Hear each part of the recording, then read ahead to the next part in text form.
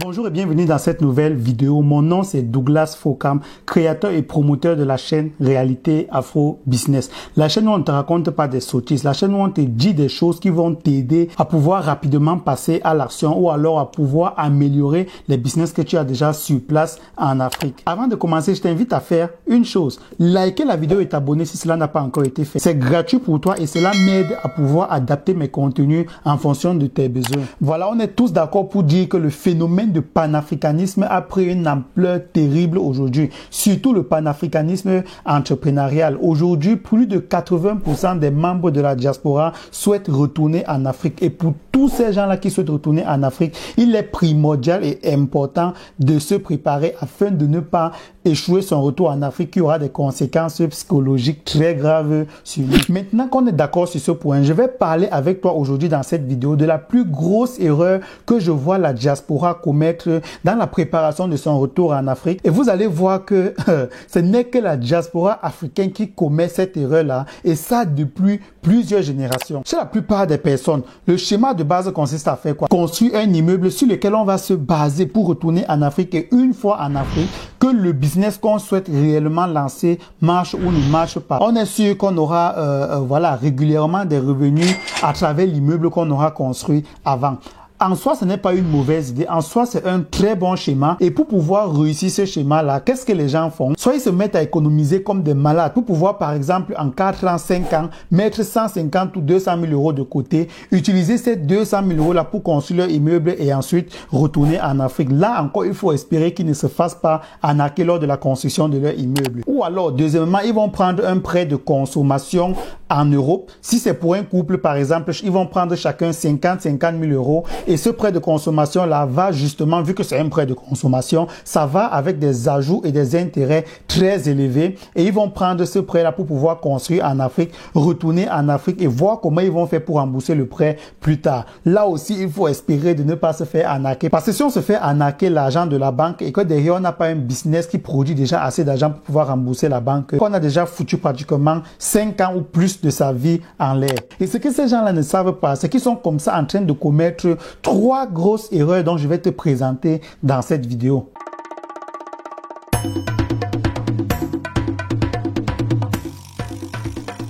Première erreur, c'est que vous n'apportez aucune valeur à l'Afrique, et ça, je suis sûr que vous le savez, même si vous êtes toujours en train de prétendre le contraire. Quand tu vas prendre beaucoup d'argent pour aller construire des logements de luxe en Afrique, je te rappelle que le besoin de logement de luxe ne fait même pas partie des 10 besoins fondamentaux des Africains sur place. Maintenant, tu vas me dire que quand tu construis un immeuble de je sais pas, 16 appartements, tu es en train de participer à réduire le nombre de personnes qui dorment dans la rue, tu es en train de donner des logements aux gens. Moi, je te dis mensonge. Qui dort dans la rue? Ceux qui dorment dans la rue, ce sont des moto-taximens, ce sont des vendeurs ambulants, ce sont des mendiants. Ce sont en fait des gens qui ne peuvent pas se permettre de louer ton appartement. Donc, en fin de compte, quand on regarde même le SMIC en Afrique, tu ne rends service qu'à une très petite partie de la population. Donc, arrête de te baser sur tes immeubles que tu veux construire pour prendre position sur les idées et les stratégies de développement de l'Afrique. Deuxième erreur que la diaspora commet, c'est le fait de ne même pas chercher à se renseigner avant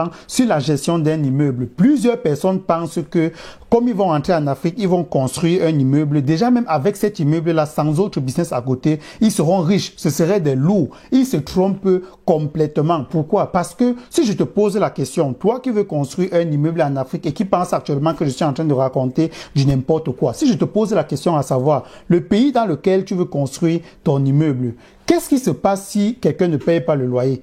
Est-ce que tu connais les procédures pour expulser quelqu'un d'un appartement dans le pays dans lequel tu veux construire ton immeuble? Est-ce que tu as même d'abord un huissier? Est-ce que tu as un avocat? Tu n'as pas rassemblé tous ces éléments-là. Tu n'étais même pas, je ne vais pas dire te former, mais tu n'étais même pas renseigné sur les procédures, sur les lois qui sont en vigueur sur place, et tu es déjà en train de cotiser l'argent pour pouvoir construire ton immeuble. Ça, c'est une très grosse erreur. Et laisse-moi te rappeler qu'en Afrique, les gens ne sont pas honnêtes en ce qui concerne les règlements de loyer. Quelqu'un va te dire comme ça, sans avoir froid aux yeux, que ses activités ne marchent pas et il ne voit voit pas où il va prendre l'argent pour payer ton loyer. Pour toi, ce sera un choc parce que tu ne te seras pas préparé. Et c'est comme ça que tu vas voir que tu as pris un crédit pour pouvoir construire un immeuble et tu as dans cet immeuble peut-être 16 appartements, juste 3 ou 4 personnes qui payent le loyer, ce qui ne suffit même pas généralement à payer ne serait-ce que les ajouts pour ton prêt bancaire. Maintenant, troisième erreur que les gens commettent, et je pense que c'est ici que vous serez presque tous d'accord avec moi, c'est le fait qu'ils peuvent utiliser cet argent-là pour se lancer dans d'autres business qui va leur rapporter beaucoup plus rapidement plus de revenus que l'immeuble qu'ils sont en train de vouloir construire. Ne dit-on pas que l'Afrique, c'est une terre d'opportunités? Ne dit-on pas qu'en Afrique, il suffit d'avoir un bon mindset, être réaliste et pouvoir se faire beaucoup d'argent? Pourquoi est-ce que les gens s'acharnent tant sur la construction d'immeubles? Tu vas à Douala, tu vas voir des immeubles partout. Tu vas à Abidjan, tu vas voir, on est en train de lancer des immeubles partout et c'est toujours la diaspora qui est en train de construire ces immeubles-là. Maintenant, tu peux bien observer autour de toi, sur tous ces gens qui ont des immeubles, combien sont rentrés? Parce qu'à la base, on construit toujours l'immeuble pour dire que si je rentre en Afrique, je ne veux pas souffrir. Mais regarde tous les gens qui ont des immeubles à Abidjan, à Douala, à Libreville. Combien rentrent finalement sur place en se basant sur cet immeuble-là? Donc, il y a plusieurs business comme ça que vous pouvez lancer. Il n'y a pas que l'immobilier. Il y a plusieurs business que vous pouvez lancer dès aujourd'hui. Et avec ces business-là, vous êtes garanti de pouvoir réussir votre retour en Afrique. C'est ce que moi, je suis en train de faire. Je ne vous donne pas des conseils ou alors je ne vous parle pas des choses que je suis incapable d'appliquer. Aujourd'hui, je me suis lancé dans l'élevage de porc. J'ai maîtrisé la production d'élevage de porc. J'ai réussi à diminuer les coûts de production. Et actuellement, je suis en train de travailler sur une stratégie pour pouvoir vendre ma viande beaucoup plus cher que les autres producteurs de viande. Et en plus de mes multiples formations en Afrique et en Allemagne, je ne prends aucun risque en me lançant parce que je suis persuadé que je ne pourrais pas être attaqué par ces maladies-là qui font peur à plusieurs personnes. Donc, mon cher frère, ma soeur, si tu es en train de douter entre un autre projet et cette histoire de construire un immeuble pour pouvoir rassurer ton retour en Afrique, je t'invite à faire deux choses. La première chose, c'est de t'abonner aux chaînes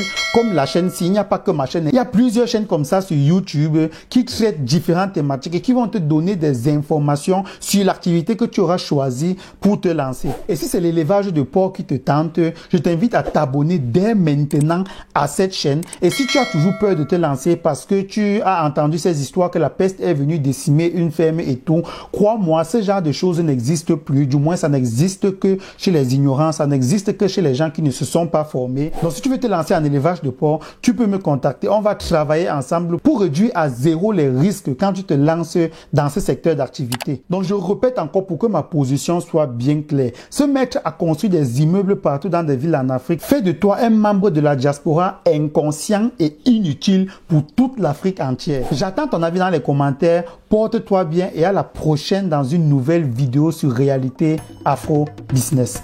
Ciao!